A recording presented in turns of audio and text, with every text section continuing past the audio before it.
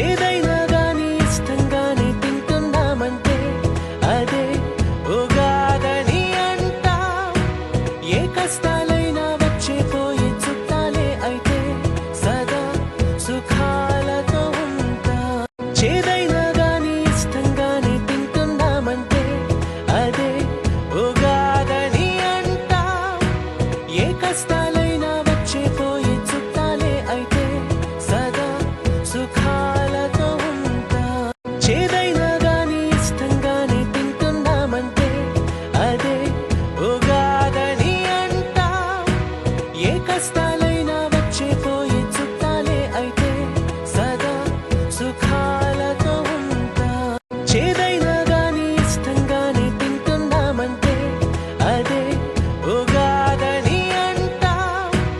ఏ కష్టాలైనా వచ్చే పోయే చుట్టాలే అయితే సదా సుఖాలతో ఉంటాం. చేదైనా గాని ఇష్టంగానే తింటున్నామంటే అదే ఉగాదని అంటాం. ఏ కష్టాలు